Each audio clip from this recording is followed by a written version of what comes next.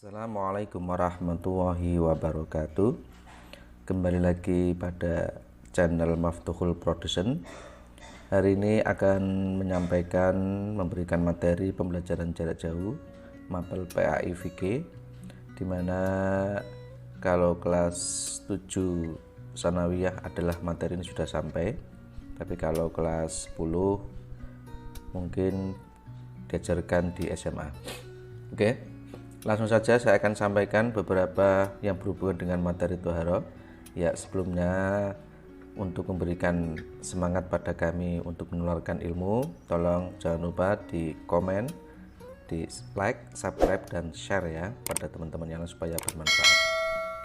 Langsung saja pada materi Toharo.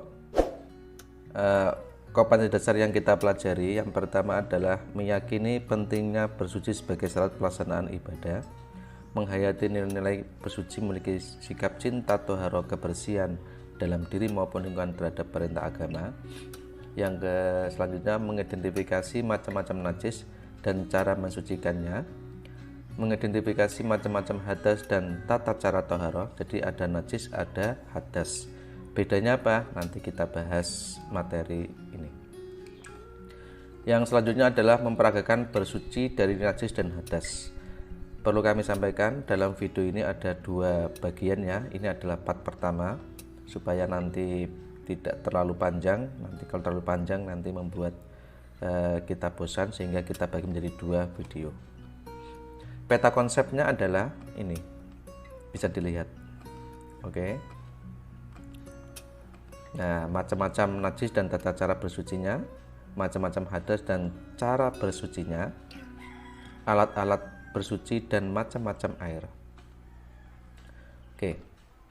Sebelumnya kita lihat atau anak-anak bisa mengamati dulu ya, mengamati tentang apa yang ada dalam gambar ini. Yang pertama ini gambar sedang apa? Yang kedua gambar apa? Yang ketiga gambar apa? Oke, dari pengamatan ini tolong beri tanggapan. Gambar 1 sedang apa? Gambar 2 sedang apa? Gambar 3 sedang melaksanakan apa? Oke ya, bisa dipahami. Ditulis di buku kalian masing-masing. Oke, langsung saja kita masuk materi. Pengertian toharo. Toharo itu apa sih? Toharo dalam segi bahasa berarti bersih dan suci. Sedangkan tara dalam segi istilah adalah membersihkan diri dari hadas kecil maupun besar dan menghilangkan najis dengan menggunakan bahan yang terdiri dari air, debu, batu, dan benda padat yang kasar.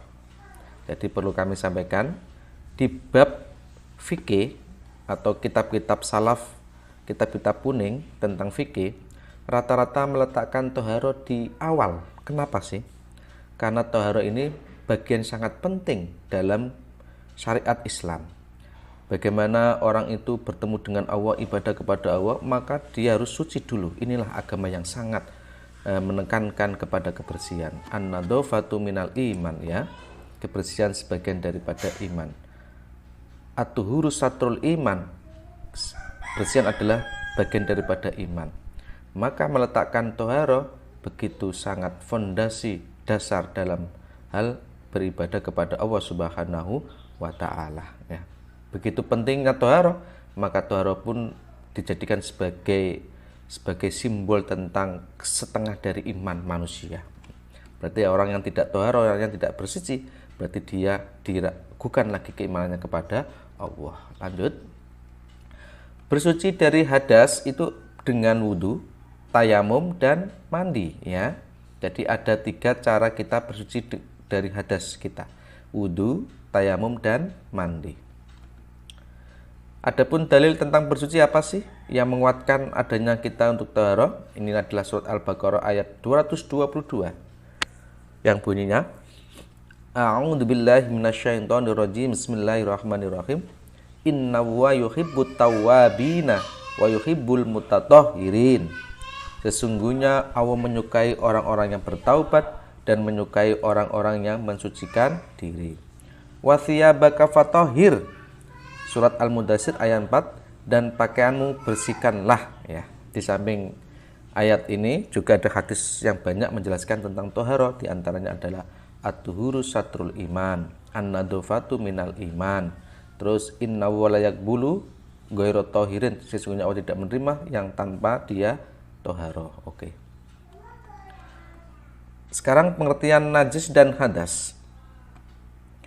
Najis berasal dari bahasa Arab yang artinya kotoran, dan menurut istilah adalah suatu benda yang kotor yang mencegah sahnya mengerjakan suatu ibadah yang dituntut harus dalam keadaan suci. Ya. Sedangkan hadas berasal dari bahasa Arab yang artinya suatu peristiwa atau sesuatu yang terjadi, sesuatu yang tidak berlaku. Sedangkan dalam istilah adalah keadaan tidak suci bagi seseorang sehingga menjadikannya tidak sah dalam melakukan ibadah. Maksudnya bagaimana?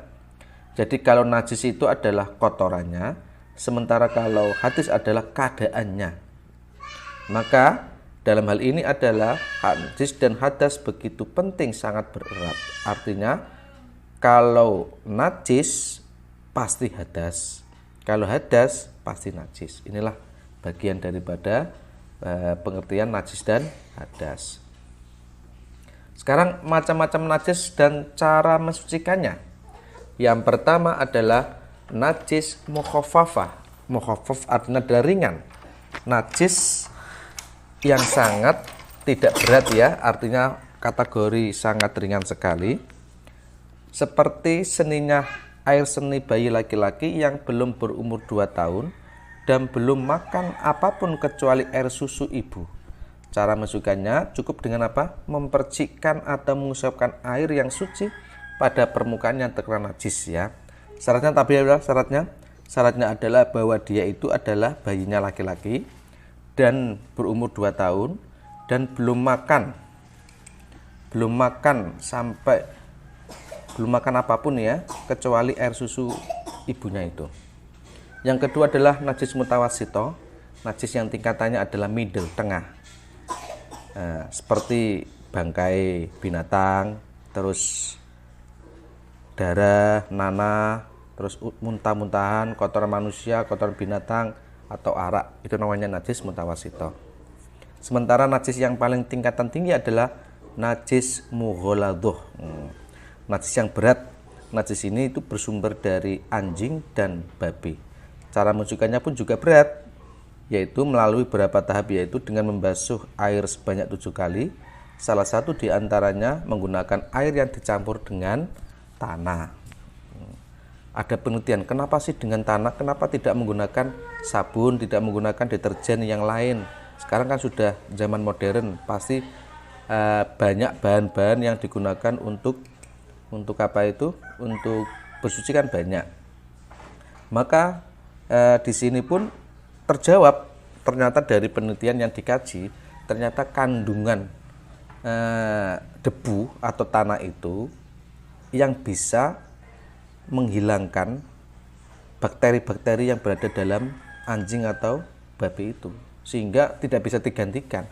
Inilah kaidah usul fikih yang mengatakan bahwa sesuatu yang wajib yang harus dilaksanakan karena terkandungan banyak mengandung unsur partikel-partikel yang berada di kenajisan anjing dan babi itu hanya bisa dibersihkan dengan debu atau dengan tanah. Ada najis hukmiyah, ada najis ainiyah.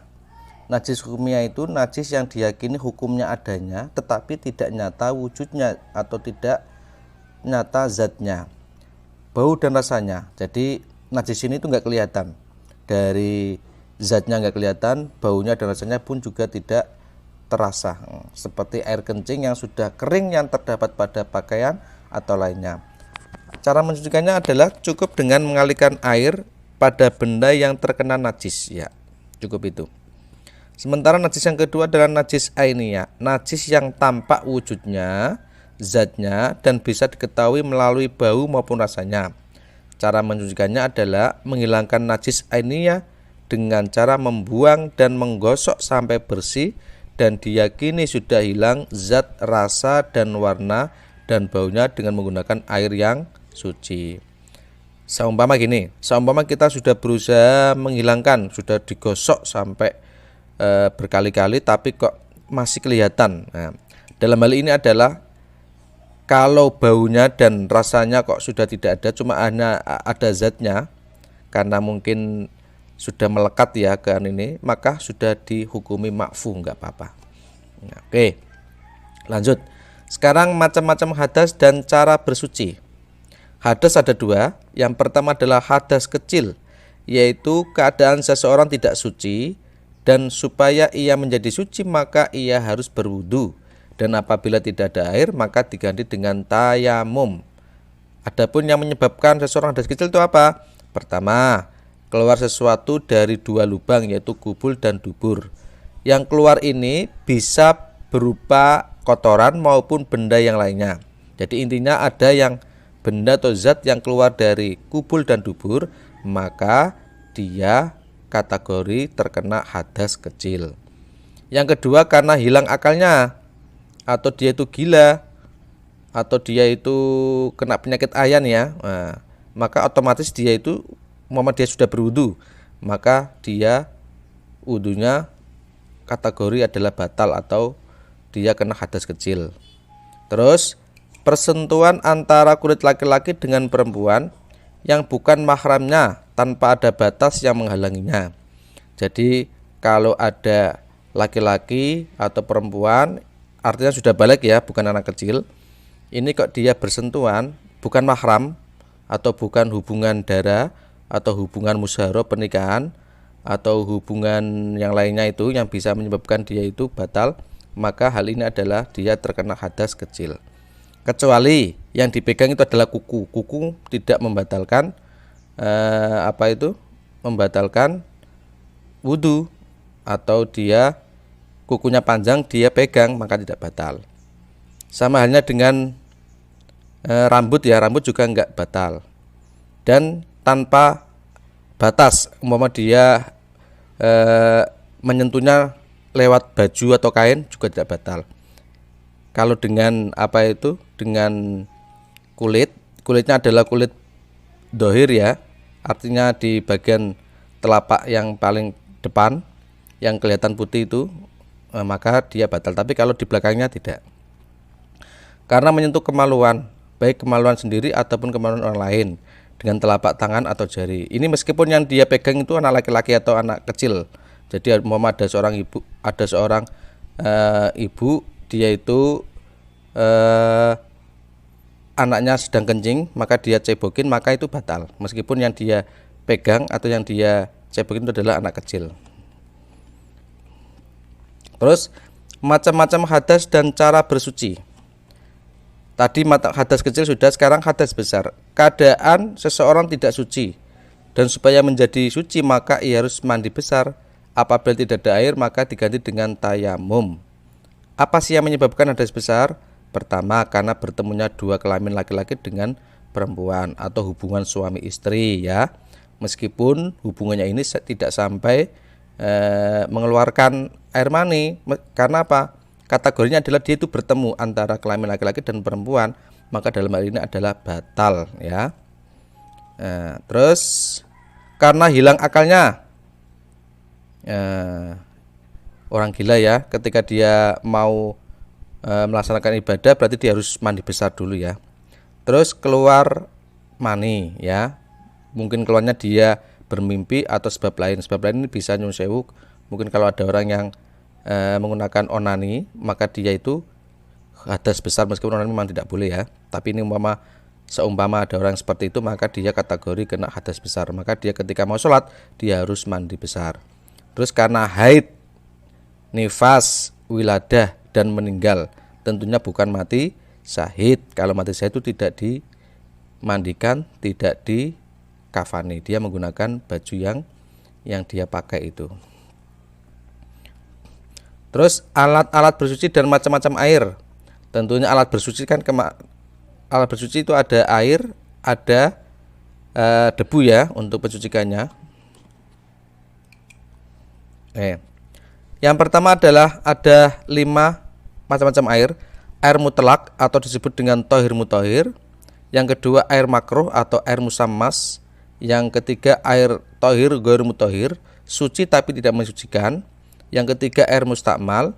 yang keempat air mustamal, yang kelima adalah air mutanajis atau air yang kena najis. Nah, nanti di 5 ini kita akan bahas satu-satu. Yang pertama, air mutlak atau tahir mutahhir, air yang masih asli belum tercampur, air orisinal ya. Air ini terdiri dari 7, yaitu air hujan, air laut, air sungai, air sumur, air salju, air embun, dan air dari mata air. Jadi air ini adalah wujudnya adalah suci dan bisa dibuat mensucikan. Jadi dibuat untuk mandi juga bisa, untuk dikonsumsi juga bisa, dan untuk ibadah juga bisa, untuk wudhu juga bisa, karena air ini bisa digunakan untuk wudhu dan mandi ya. Nah, yang kedua, air makruh atau air musammas. Apa itu air makruh atau air musammas? Air yang dipanaskan pada terik matahari dalam logam yang dibuat dari besi, baja, tembaga, aluminium, yang masing-masing benda logam itu berkarat. Jadi ini adalah air makruh atau air musammas. Air ini bisa digunakan tapi hukumnya adalah makruh. Sementara yang ketiga adalah air tahir ghair mutahhir. Air ini suci tapi tidak mensucikan. Jadi air ini bisa digunakan hanya untuk dikonsumsi. Seperti apa? Air kopi, air teh dan sebagainya. Dan air buah-buahan, misalnya pohon bambu, pohon pisang dan sebagainya. Jadi ketika ada buah-buahan yang di situ ada kandungan airnya boleh untuk diminum, dimakan, tetapi tidak bisa digunakan untuk bersuci, untuk wudhu maupun untuk mandi besar. Yang selanjutnya adalah air mustakmal. Apa itu air mustakmal? Air suci sedikit yang kurang dari 2 kula atau lebih dan sudah dipergunakan untuk bersuci walaupun tidak berubah sifatnya. Paham ya? Jadi seumpama di kali atau kita punya kolam besar, ukurannya standarnya itu harus 60 cm ya. Panjang ke lebar 60 cm bisa dikatakan 2 kula. Lah air ini disebut air mustakmal karena apa? Air ini sering digunakan untuk berwudu. Biasanya wudu itu langsung dia kalau di atas 2 kula dia langsung dia gunakan. Dia pakai. Lah, umpama air ini kok tidak berubah warnanya, rasanya pun juga tidak masih rasa air biasa dan warnanya pun juga warna air biasa, maka air ini bisa digunakan ya. Tetapi kalau air 2 kula ini atau air ini kurang dari 2, kalau 2 kula tapi sudah berubah, maka air ini tidak bisa digunakan. Terus yang kelima adalah air mutanajis, air yang sudah kena najis. Air yang tadinya suci kurang 2 kula tetapi kena najis dan telah berubah salah satu sifatnya, bau, rasa dan warnanya, maka air ini disebut air mutanajis. Air ini najis tidak boleh digunakan minum dan ibadah. Kalau tidak berubah maka tidak najis. Artinya gini, seumpama kula kita itu dulunya kena bangkai tikus, ternyata air ini kurang 2 kula. Air ini ternyata lama-kelamaan berubah warnanya, berubah rasanya, berubah baunya nggak enak, rasanya juga terlihat sangat seperti bau hewan dan yang lainnya, maka bersuci dari kotoran atau istinja. Jadi istinja menurut bahasa terlepas atau selamat, sedangkan istilah istinja menurut istilah adalah bersuci sesudah buang air besar atau buang air kecil. Kalau bahasa familiarnya adalah cebok ya. Nah, wong Jawa ngarane cewok. Nah, beristinja itu bisa dengan air. Apabila tidak ada air maka boleh dengan benda padat seperti batu, daun, kayu, kertas dan sebagainya. Ya, tidak boleh selain ini. Contohnya menggunakan tulang juga boleh. Menggunakan makanan juga nggak boleh. Nah, syarat-syarat istinja dengan batu atau benda kasat atau keras. Pertama, batu atau benda itu tidak kasat atau keras. Kalau kasat otomatis menyakiti bagian tubuh dari tubuh maupun kubur kita. Batu atau benda itu tidak dihormati seperti bahan makan atau batu masjid. Ya, benda itu artinya tidak terhormat, tidak mulia. Makanan jelas itu kan makanan dihormati, dimuliakan ya. Terus diusap sekurang-kurangnya 3 kali sampai bersih. Najis yang dibersihkan belum sampai kering. Terus najis itu tidak dipindah dari tempat keluarnya. Najis itu tidak tercampur dengan benda lain ya. Ada buang air mendahulukan kaki kiri daripada waktu masuk WC. Pada waktu masuk WC membaca doa Bismillah a'udzubika minal khubusi wal khobais ya. Mendahulukan kaki kanan pada waktu keluar WC. Pada waktu keluar WC membaca doa Ghufronaka alhamdulilladzi adzaba anil adza wa afani. Pada waktu buang air hendaknya memakai pakaian atau memakai air yang bersih ya. Kenapa sih kita disuruh untuk berdoa sampai di kamar mandi? Kamar mandi kan tempat yang sangat tidak baik. Karena di kamar mandi itu pasti yang namanya tempat yang identik dengan kotor ya, dengan tempat yang dibuat pembuangan itu ternyata banyak setan-setan atau yang masuk di dalamnya, sehingga ketika kita berdoa kita mudah-mudahan terhindar dari godaan setan atau godaan makhluk gaib yang lainnya yang berada di kamar mandi itu. Itulah etika dalam Islam, memberikan sebuah rambu-rambu yang sangat baik untuk kita semua. Dalil tentang bersuci. Apa sih dalil tentang bersuci?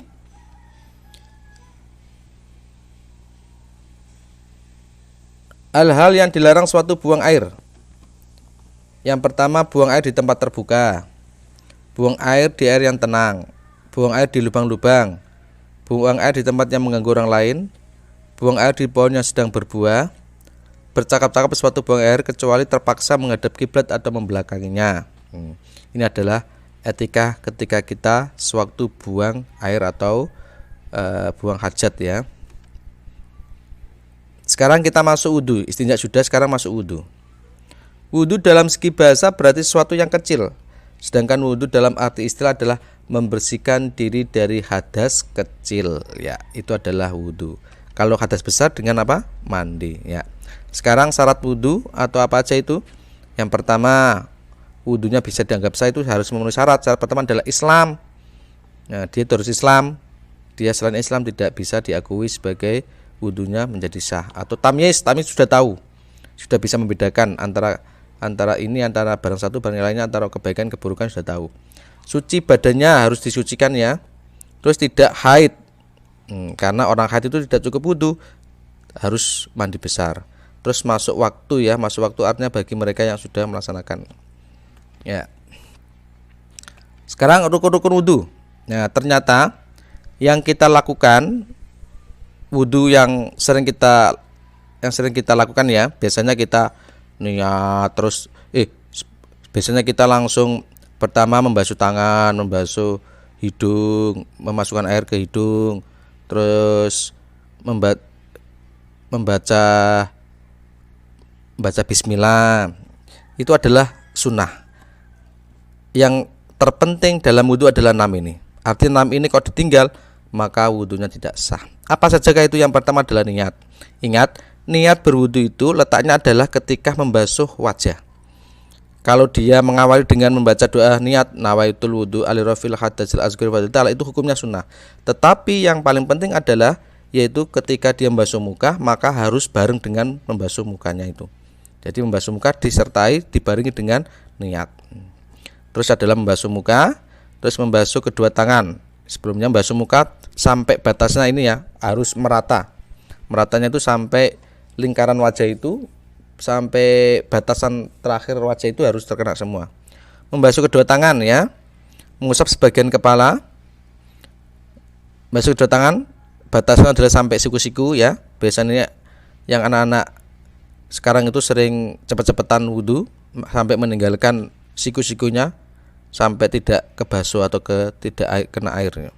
Mengusap sebagian kepala ya. Mengusap sebagian kepala ini adalah rambut ya. Kalau nggak punya rambut ya sebagian kepala itu. Yang rambutnya panjang tidak boleh mengusap dari bawah, harus dari atas ya.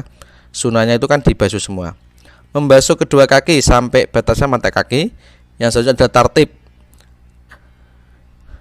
Syarat yang keenam ini harus dilaksanakan dengan tertib urut. Tidak boleh dia membasuh muka dulu baru niat, terus membasuh kedua tangan dulu baru membasuh muka, atau membasuh kedua kaki dulu setelah itu baru membasuh muka. Tidak boleh, harus urut.